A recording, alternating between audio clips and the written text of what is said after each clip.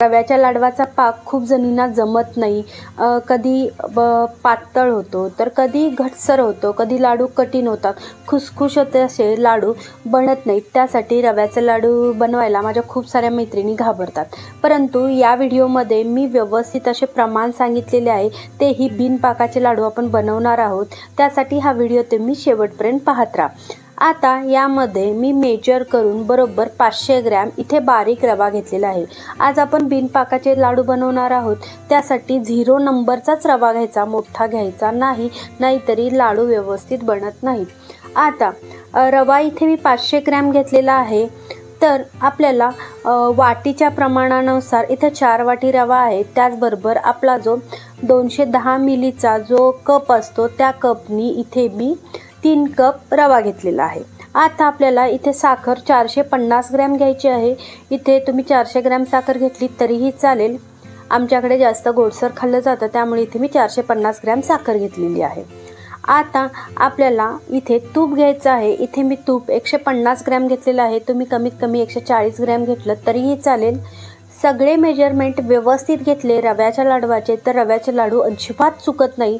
यामध्ये मेजरमेंट त्याचबरोबर पेशन्स खूप असावे लागतात रव्याच्या लाडू बनवताना, म्हणजे रव्याचे लाडू खुसखुशीत तयार होतात। आता इथे मी 150 ते 156 मिली इथे तूप घेतलेलं आहे। आता काय करायचं आहे, सुरुवातीला आपल्याला रवा व्यवस्थित असा भाजून घ्यायचा आहे। त्यासाठी इथे बघा मी 500 ग्रॅम रवा, बारीक रवा, साखर 450 ग्रॅम व तूप इथे 150 ग्रॅम घेतलेलं आहे। हे मेजरमेंट व्यवस्थित, जर तुमच्याकडे मेजरमेंट नसेल तर तुम्ही इथे वाटीचे प्रमाण घेऊ शकता। 4 वाटी रवा घ्यायचा, त्याचबरोबर इथे आपल्याला 3.25 वाटी इथे आपल्याला साखर घ्यायची आहे, किंवा 3.5 वाटी घेतली तरीही चालेल। त्याचबरोबर तुम्ही इथे पाऊण वाटी तूप घेतले तरीही चालेल। आता कढई घेताना जाडसर तळाची घ्यायची रवा भाजताना नेहमी, त्यामुळे काय होतं रवा आपला एकसंध भाजला जातो, अजिबात कुठेही करपला जात नाही। जर तुम्ही पातळ बुडाची कढई घेतली किंवा पातेले घेतले तर रवा व्यवस्थित भाजला जात नाही, ही एक महत्त्वाची टीप आहे। आता इथे तुपामधले मी निम्मे तूप सुरुवातीला घेतलेले आहे। आता त्यामध्ये मी रवा घातलेला आहे। जर तुमची कढई छोटी असेल तर तुम्ही 2 पार्टमध्ये रवा भाजला तरीही चालेल।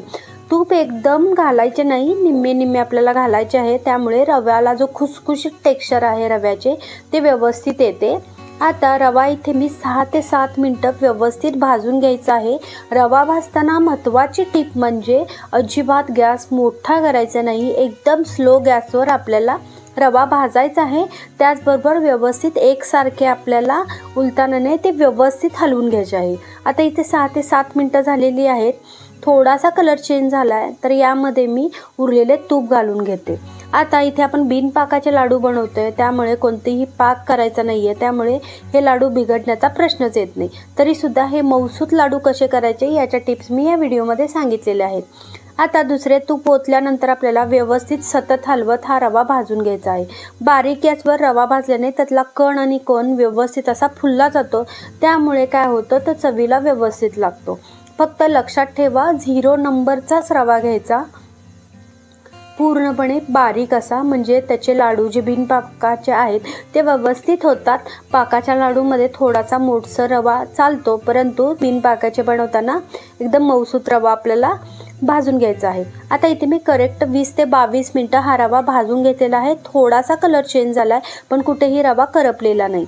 आता 20 मिनिटं रवा भाजून घेतल्यानंतर आपल्याला इथे साखर ॲड करायची आहे गरमागरम रव्यामध्ये। त्यासाठी मी इथे साखर मिक्सरमध्ये घालून त्याची पूड बनवून घेते।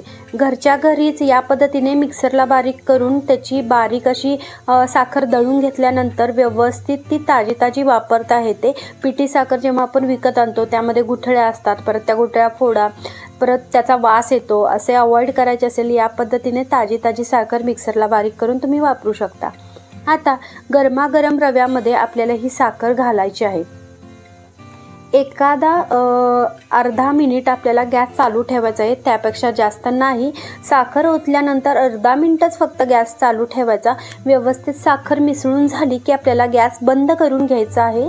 गॅस अजिबात चालू ठेवायचा नाही, नाहीतरी रवा कठीण होतो। आता व्यवस्थित अशी ही साखर आपण यामध्ये मिसळून घ्यायची आहे। जर तुम्हाला आजची ही रेसिपी आवडली असेल तर प्लीज चॅनलला लाईक, शेअर आणि सबस्क्राईब करायला अजिबात विसरू नका। या पद्धतीच्या वेगवेगळ्या फराळाच्या रेसिपी चॅनलवर येतच राहतील। त्यासाठी चॅनलला सबस्क्राईब करा व घंटीचे जे आयकॉन आहे तेही दाबा, म्हणजे तुम्हाला व्हिडिओ अपलोड केल्या नोटिफिकेशन येईल। आता इथे मी साखर व्यवस्थित मिक्स करून घेतलेली आहे। गॅस ऑलरेडी बंद आहे। आता फक्त आपल्याला हे गच्च असे प्रेस करून हा रवा याच कढईमध्ये 1 तास ते 1.5 तास पूर्णपणे थंड होईपर्यंत आपल्याला झाकून ठेवायचं आहे। अधेमध्ये तुम्ही थोडंसं हे मिक्स केलं तरीही चालेल। त्यामुळे काय होते, जो खरखर रव्याचा प्रकार आहे तो लागत नाही बिनपाकाच्या लाडूमध्ये। व्यवस्थित असा मऊसूत साखरेचं थोडंसं पाणी होतं आणि त्यामुळे हा रवा व्यवस्थित शिजला जातो।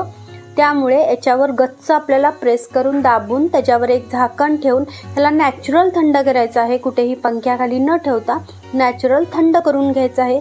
एकूण मला हे थंड होण्यासाठी 1.5 ते पावणे 2 तास लागलेले आहेत। यामध्ये मी 1-2 वेळा हलवून घेतलेलं, परत त्याला प्रेस करून दाबून ठेवून घेतलेलं आहे। हे बघा, व्यवस्थित असा मऊसर असा त्याला टेक्स्चर आलेला आहे। अजिबात त्याला खरखर असं टेक्स्चर नाही आहे। तर या स्टेजलाही काही जण लाडू बांधतात, पण काय होतं, थोडासा रव्याचा खरखरपणा थोडासा लागतो। यासाठी काय करायचं, हे सगळं मिश्रण आपल्याला मिक्सरमध्ये बारीक करून घ्यायचं। त्यामुळे एकसारखा पेढ्यासारखा मऊसूत असा लाडू तयार होतो व पाक धरण्याची झंझट नाही, चुकण्याचाही अंदाज आपला पाक धरण्याचाही चुकत नाही। यामुळे परफेक्ट असे आपले रव्याचे लाडू तयार होतात। इथे मी अर्धा किलोचे प्रमाण दाखवलेलं आहे। यामध्ये आपले बरोबर 1 किलो लाडू तयार होतात। आता ही मिक्सरला मी बारीक करून घेतलेलं आहे मऊसूत असे। आता यामध्ये मी थोडीशी वेलची पूड घातलेली आहे। त्याचबरोबर किंचित असं थोडंसं आपल्याला मीठ घालून घ्यायचं आहे। कोणत्याही गोडाच्या पदार्थाला थोडंसं मीठ घातलं की त्याची चव वाढते असं म्हणतात। आता हे व्यवस्थित मिक्स करून घ्यायचं।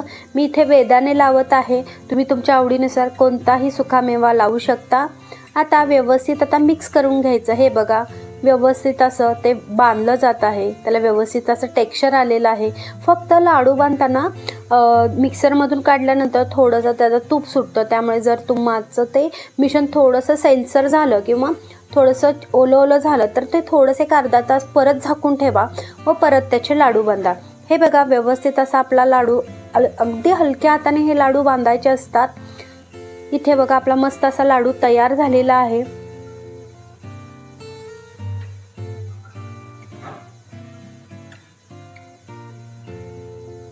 अजिबात त्याला कुठेही आपण बिना पाकाचे केल्यामुळे कुठेही त्याचे खरखर नाही। मिक्सरला बारीक करून घेतल्यामुळे काय होतं, एकसारखं असं त्याला टेक्स्चर येतं। साखर व रवा व्यवस्थित मिक्स होतं व अजिबात खाताना तोंडात टाकल्या हा लाडू विरघळला जातो। या दिवाळीला हा लाडूचा प्रकार तुम्ही नक्की करून बघा।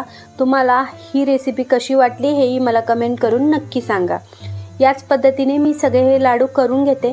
लाडू वळतानाची अजून एक टिप म्हणजे लाडू आपला पूर्णपणे वळून झाल्यानंतर हातामध्ये थोडासा घोळून घ्यायचा, म्हणजे तो एकसारखा गोलपणा त्याला येतो।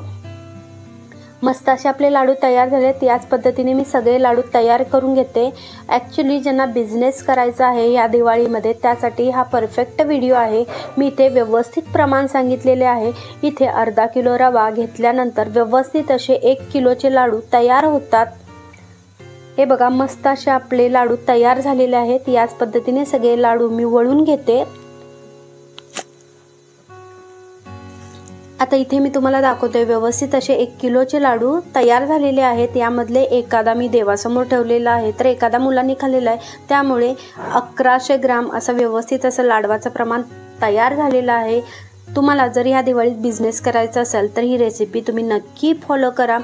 ही रेसिपी आवडली असेल तर प्लीज चॅनलला लाईक, शेअर आणि कमेंट करायला अजिबात विसरू नका। पुन्हा भेटूया अशाच रेसिपीसोबत। तोपर्यंत धन्यवाद।